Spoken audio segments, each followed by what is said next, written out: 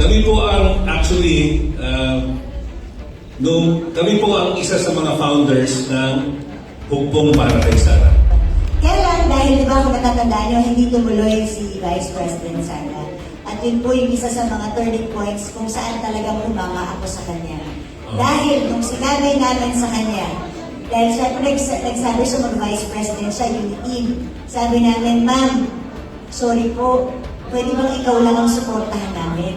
Kasi hindi namin kayang suportahan si Bongbong Marcos. Sabi namin, baka pwedeng ikaw lang. Alam niyo po ano ang sagot sa amin ni Vice President Sara. Sabi niya, kung hindi niyo kayang suportahan si Bongbong Marcos, huwag niyo na akong suportahan. Kung hindi niyo ako susuportahan, kung hindi niyo susuportahan si Bongbong Marcos, huwag niyo na rin akong suportahan. Kung hindi niyo susuportahan ng unity, huwag niyo na akong dali. Kung kinakailangan, tawagan niyo, i-text niyo, ipaalam niyo sa lahat ng legislators kung ano ang nasa loob niyo. Ipaalam natin na ayaw natin ng impeachment at gusto natin si Inday ang susunod na presidente. Dadagan ang Lito News Update. Ayan, ako po si BH. Ako po si Robert. Anyway, Good morning po. Nais po namin ngayong pasalamatan unang-una para sa inyong loyalty kay PRRD. at kay Vice President Sara Duterte.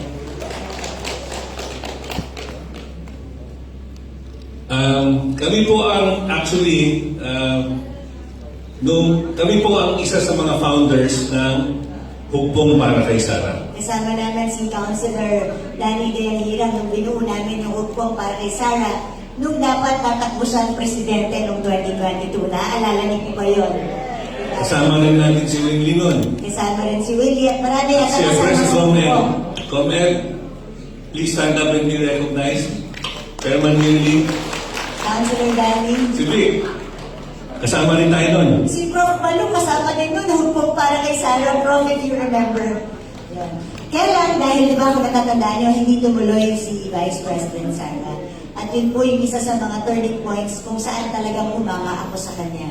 Dahil nung sinabi namin sa kanya, dahil siya po nagsabi sa mga Vice President siya, yung team, sabi namin, ma'am, sorry po, pwede bang ikaw lang ang suportahan namin? Kasi hindi namin kayang suportahan si Bongbong Marcos. Sabi namin, baka pwedeng ikaw lang. Alam niyo po ano ang sagot sa amin ni Vice President Sara. Ang sagot po ni VP noon, sabi niya, o bababa ako sa San Narciso, Quezon. Yun yung first event. So sabi niya sa amin, paki-organize. So, nung araw na yon, yung malapit na po yung week na bababa sila doon. Yun. Sabi namin, ma'am, pwede bang ikaw lang? Sabi niya, kung hindi niyo kayang suportahan si Bongbong Marcos, huwag niyo na akong suportahan. Kung hindi niyo ako susuportahan, kung hindi niyo susuportahan si Bongbong Marcos, huwag niyo na rin akong suportahan. Kung hindi niyo susuportahan ng unity, huwag niyo na akong dalhin. That is the character of Vice President Sara Duterte. Pinagalitan niya kami. At dahil po doon, hindi siya tumuloy doon sa event na yun. Hindi siya bumaba sa San Narciso. So, anong nangyari? Nawala yung hukbong kasi marami talagang ayaw sumuporta doon sa presidente. Diba? At isa na kami doon dahil hanggang dulo talagang kay Vice President Sara Duterte. At ngayon, aminin ko sa inyo, kami personally, ang binoto po namin na presidente, si Manny Pacquiao. Pag-aaral naman tingali na. Alam ngayon na po na, hanggang na doon po kami, talagang sorry ako kay ma'am. Ma'am, sorry. Hindi ko po talaga alam. Anyway, tama naman pala kami, Prof. Tama naman po alam na sa amin, di ba? Pero, yun yung kind of leadership na nakita namin kay Vice President Sara. Walang iwanan para sa kanya. Kaya dito nyo mararamdaman yung sakit na siya ang pinalikuran. The moment she became our Vice President, hindi pa, ilang buwan pa lang, biglang wala na. Ito na, siya ay pinalikuran na ng Pilipinas. At lahat po tayo, yung mga supporters na tumalikod, na hindi sumusuporta doon sa unity. Di ba? Tinalikuran si Inday. Tinalikuran ng lahat, pati ang Pilipino. We should expect po.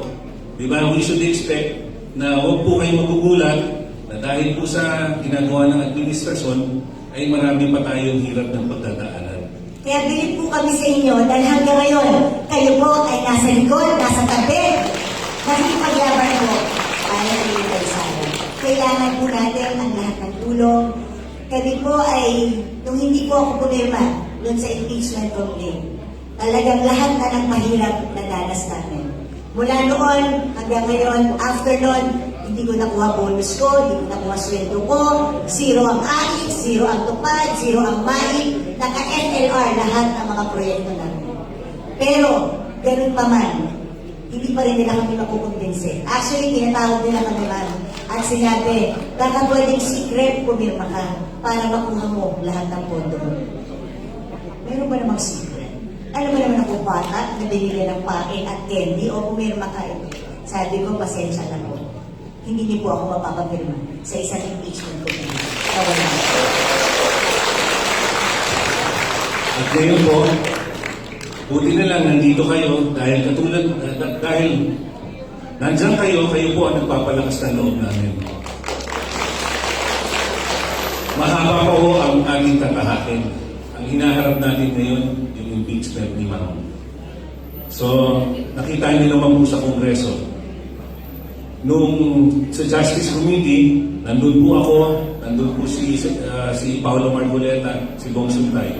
Kaming dalawa po ni Paolo, kami po nakapag-manifest kami. Pero hindi po kami member ng Justice Committee. Kaya hindi kami nakaboto. Pero si Bong Suntay, si Congressman Bong Suntay, siya yung lone vote. 54-1. No? 54 po yung bumoto na i-push yung impeachment complaint doon sa Justice Committee. Siya lang ang lone vote na against. So, doon po makikita nyo, inisa-isa po yung lahat ng grounds. But nung sa pagbasa namin, sa pag-aral namin, talagang lahat makikita mo, it's a witch hunt. Wala pong, talagang politika lang po ito. Alam naman po natin kung bakit nagalit si Inday, kung bakit nagalit si Bibi. Yung lumabas na video na sinasabi niya na galit siya, yun po ang isa sa grounds na pinipilit nila na i-push. Pero kung naaalala niyo yung background nun, yun po yung time na kinulong nila si Yusek Lopez. Tapos pinahihirapan dun sa Kongreso, di ba nakalitin Kuryente, siya. walang tubig. Siyempre, kung ikaw, ang leader, may malasakit ka sa mga taong nakapaligid sa iyo, sino ang hindi magagalit? Di ba? It was political persecution. Natural lang naman siguro, isipin mo na pahamak ang isang taong loyal sa'yo. Dahil lang sa kalokohan ng iba. Tapos nagtataka po kami doon sa lahat ng grounds na inisa-isa namin. Wala naman talagang ebidensya. Parang ngayon, may lumabas na statement si VP Inday na parang isasabina ng isang congressman yung mga additional documents. Hindi po dapat nangyayari yung gano'n. Kasi ibig sabihin, nag-file sila ng impeachment, ngayon pa lang sila nangungulekta ng ebidensya. Hindi po tama yun. At asahan niyo po, kami ni PH, at yung iilang congressman, kasama po namin si Kong Miao at si Kong Harold, lalabanan po namin yung sa Kongreso.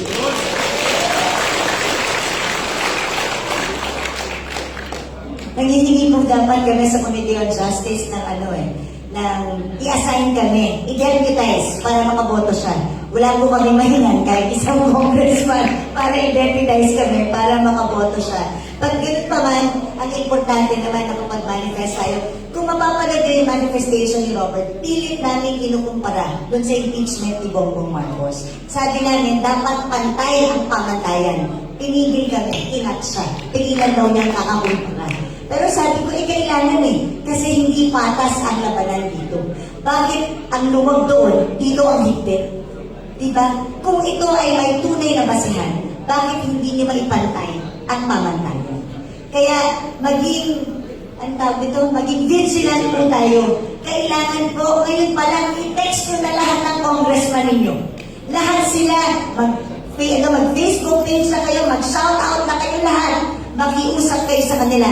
After all, we are representatives of the people. Kaya kami representatives. Kailangan boboto kami ayon sa gusto ng mga pinaglilingkuran namin.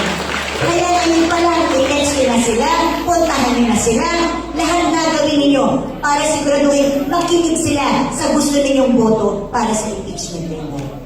Bilang parallel group po, iparamdam nyo sa lahat ng mga congressman, sa lahat ng ating legislators, sa lahat ng ating politikas, sa local, iparamdam nyo sa kanila kung ano ang sinasaloob ninyo. Sino ang susunod na gusto nyong mapunta maging presidente? Kung walang iba, kundi si Inday Sara Duterte. Lagi ko sinasabi, isipin nyo, bakit ba sila takot na takot maging presidente si Vice President Sara? Bakit kaya? Ayun, di ba? Kung wala kang kakatakutan, di ba? Ibig sabihin, kaya natakot dahil alam nyo may dapat katakutan. Kaya tulungan po natin si Inday na lampasan po itong impeachment na ito. Hindi po namin kaya ito na mag-isa. Kayo, organized group na kayo. Yung sinasabi ni PH, napaka-importante po nun. Kung kinakailangan, tawagan nyo, i-text nyo, ipaalam nyo sa lahat ng legislators kung ano ang nasa loob ninyo. Ipaalam natin na ayaw natin ng impeachment at gusto natin si Inday ang susunod na presidente ng Pilipinas. At ipaalala niyo sa kanila na nung panahon ni Tatay Digong, doon napasa ang free tuition fee loan. Nung panahon ni Tatay Digong, doon na ipasa ang universal healthcare law. Nung panahon ni Tatay Digong, doon na ipasa ang malasakit center law na hanggang ngayon pinakikinabangan ng mamamayang Pilipino. Palagi kong sinasabi, naging konsehal ako sa panahon ni GMA. Naging congresswoman ako sa panahon ni Noynoy Aquino. Naging congresswoman ako sa panahon ni Digong. Naging congresswoman ako sa panahon ni Bongbong Marcos. At kaya kong makita ang diferensya. It is only during the time ni Pangulong Digong na nakapasa ang mga batas na hindi maipasa-pasa ng ilang dekada na. And that shows political will. Bakit ko mahal si Tatay Digong? Gusto ko lang ikwento sa inyo. Nung nilalabanan ko po ang tubig sa Metro Manila ng 2010, ayaw kong pakinggan ng mahal kong Noynoy Aquino dahil nandoon andun ang mga oligarchs, si Secretary Almendras at saka si Secretary Simpson. Wala pong gustong makinig sa akin. Sinasabi ko, ang taas ng presyo ng tubig, niloloko tayo sa presyo, puro ghost projects, puro feasibility study, puro advice. Walang nakikinig sa akin. After 1 decade, naging Pangulo si Pangulong Digong. Nag-present ako kay Secretary Panelo, kasama ko si Robert Nasay.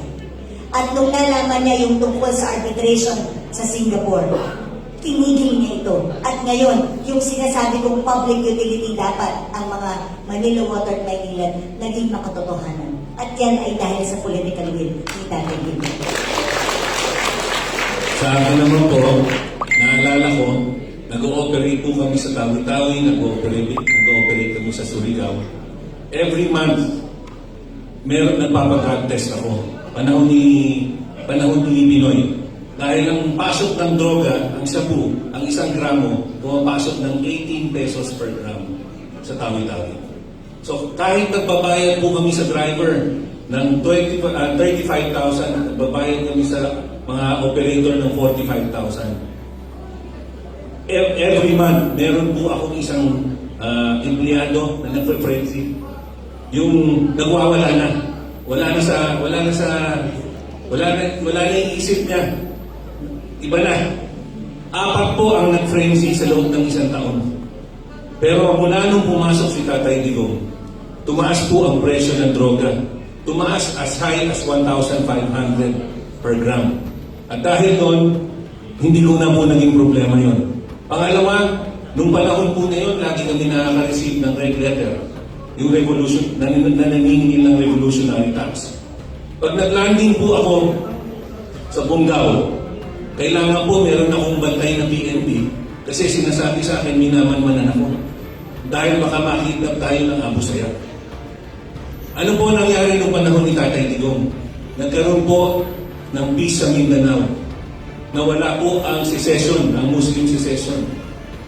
Ngayon, napakaganda na ng Mindanao. Kahit saan ka pumunta, kahit pumunta ka ng Cotabato, hindi ka na kailangan matakot. Nawala ang NPA. Nawala ang revolution, ang naniningil ng revolutionary tax. Kaya nagkaroon ng peace. Kaya gumanda ang ekonomiya natin. Kung hindi po dahil sa COVID, the Philippines was already headed to become the 13th largest economy in the world. Pero after COVID, dahil sa galing ni Tatay Digong, naka-recover tayo agad. Iniwan ni Presidente Duterte ang Pilipinas na napakaganda ang ekonomiya. Maraming pera. Ano nangyari? Napunta po sa korupsyon. Trilyon-trilyon ang napunta sa korupsyon. At walang nananagot. So, bakit po natatakot? Bakit po tayo may impeachment ngayon? Dahil may iilang taong natatakot na maging presidente si Inday Sara Duterte. Yan po ang katotohanan. Kaya sa inyo pong lahat, nagpapasalamat po kami na nandito po kayo at tumutulong para maging presidente si Sara Duterte. Bilib po kami sa inyo sa dami ng sakunan, sa dami ng trahedya ang natanggap ng Cebu. Nakatayo pa rin kayo.